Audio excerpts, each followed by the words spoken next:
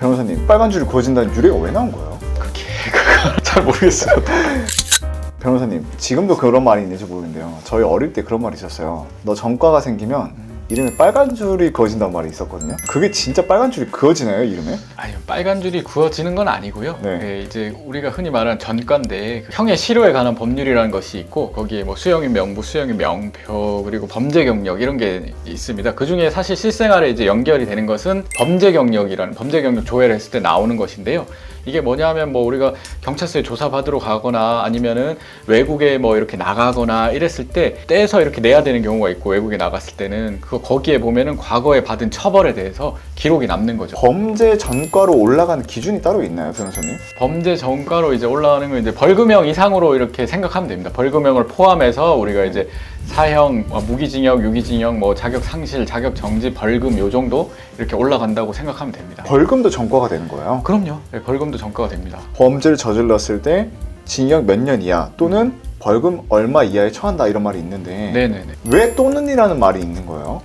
또는이라는 말은 이제 판사가 선택할 수 있다는 거고, 그 범죄에 따라서 뭐 피해자와 합의를 했다거나 반성한다거나 그리고 사건 경위를 봤을 때 참작할 만한 동기가 있다거나 그랬을 때 더 경하게 처벌할 수 있게, 벌금형으로 처벌할 수 있게 판사가 이제 선택할 수 있는 거죠. 근데 뭐 합의도 안 되고 반성도 안 하고 계속 엉뚱한 소리만 하고 이러면은 징역형이 나올 수도 있고 또 징역형의 집행유예가 나올 수도 있는 것이죠. 벌금으로는 벌금이 징역보다는 조금 더 낫다고 보면 되겠네요. 그쵸? 벌금이 이제 낮은 형이죠. 네. 징역 몇 년, 네. 집행유예를 하셨는데 그게 네. 무슨 말이에요? 예를 들면은 뭐 징역 1년에 집행유예 2년에 처한다 이런 게 무슨 의미냐 하면은 원래는 징역 1년을 처해야 되는데, 그래서 1년 구속이 되어 있어야 되는데 2년 동안 아무 일 없이 잘 지나가면은 된다. 집행을 유예한다.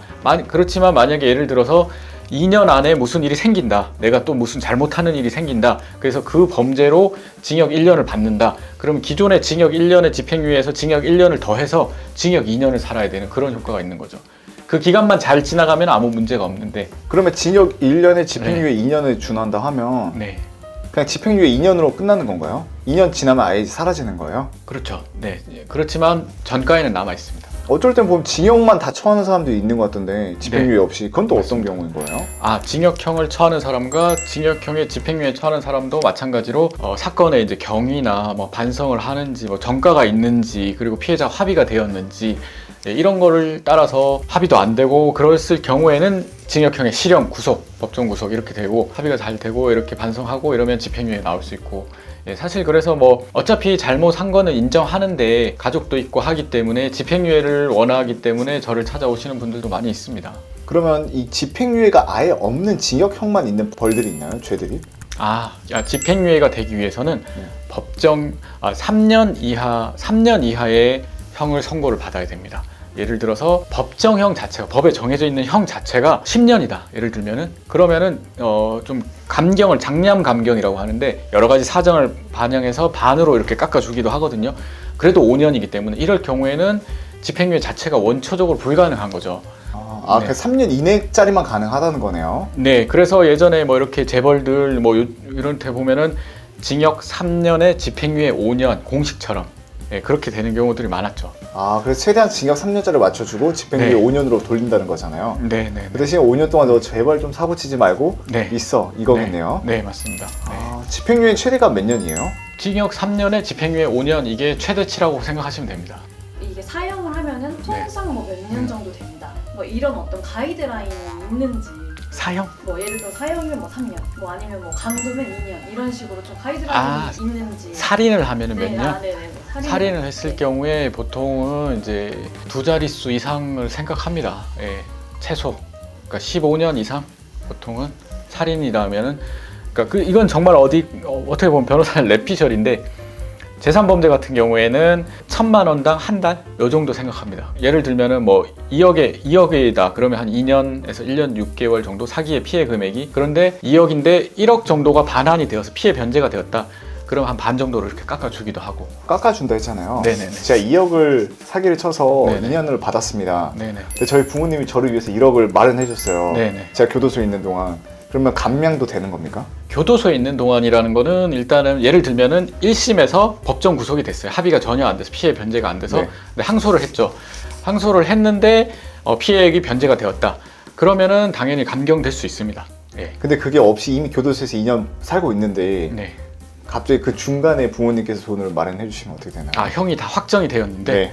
그거는 이제 민사적으로 나중에 어차피 갚아야 될 돈이니까 그걸 변제하는 그 정도의 의미가 있겠죠. 아, 예, 이미 확정이 된 형이 깎일 수는 없습니다. 변호사님, 지금 아까 그리고 또 이제 조회를 할 수 있다 했잖아요. 네. 그럼 진짜 저는 궁금한 게 제가 취업을 했어요. 네. 조회를 했는데 10대 때 철없던 제 시절에 뭔가 뭐 오토바이를 절도해서 범죄 경력이 그게 있습니다. 그래서 전과가 있어요.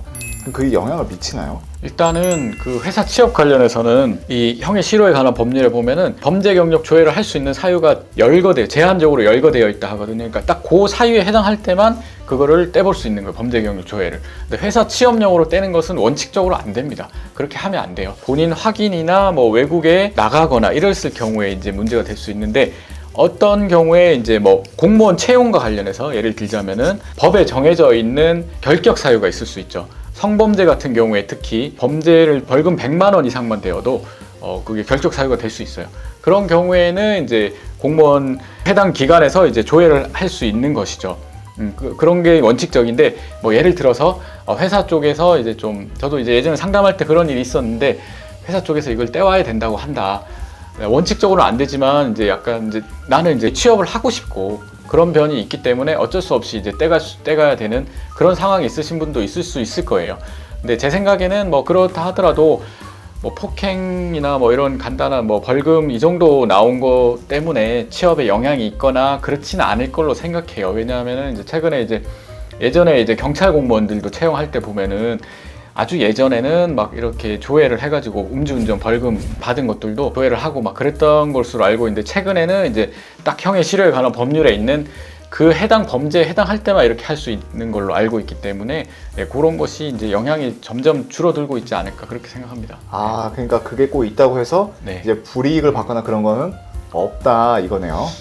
예, 그렇다고 저는 생각을 합니다. 뭐 사실상 불이익이라고 해서 예전에 뭐 이렇게 음주운전 이런 거 있을 때 뭐 영향이 있지 않겠냐, 나 폭행 전과 있어서 경찰 면접만 10번 봤다, 막 이런 분들도 있었는데 요즘에는 이제 그거 자체가 불법이기 때문에 하지 않는 걸로 알고 있어요. 근데 가장 마음 편하려면 네, 그냥 애초에 내가 범죄를 안 저지르면 되겠네요. 그렇죠. 예, 그게 가장 좋습니다. 네, 그럼 변호사님 이렇게 많은 상담을 해봤잖아요. 네네. 이렇게 걱정돼서 찾아오신 분들이 많을 텐데 네네. 그런 분들은 주로 어떠한 범죄 전과가 있으셨나요? 왜냐하면 10대, 20대 좀 사회초년생 아무것도 모를 때 저지를 수도 있잖아요. 대부분 뭐 단순 폭행이 많고요. 예, 폭행, 술 먹다가 이렇게 20대 초반에 이렇게 시비가 붙어서 그리고 뭐 음주운전이 사실 뭐 나쁜 거지만 음주운전도 많았고 음주운전으로 인해서 취업을 못 한다거나 그럴 수도 있나요? 음주운전이 사실 뭐 공무원 결격이거나 뭐 이런 것은 아니기 때문에 하지만 회사에서 그걸 봤을 때 운전직이거나 뭐 공안직이거나 이랬을 경우에는 좀 영향이 있지 않을까 제 개인적인 생각은 그렇습니다. 네. 근데 그게 아닌 이상은 또 그렇게 또 영향을 네. 안 미칠 수도 있다. 네, 사실상 근데 원래는 떼오라고 요청하면 안 되기 때문에 법상 안 됩니다 이렇게 얘기할 수 있는 원칙은 그게 맞습니다. 그냥 그런 걱정도 하기 싫으면 네. 역시 네. 항상 바르게 살고 네. 준법 정신을 우리가 가지고 있어야겠네요. 그렇죠. 예, 당연하죠. 네.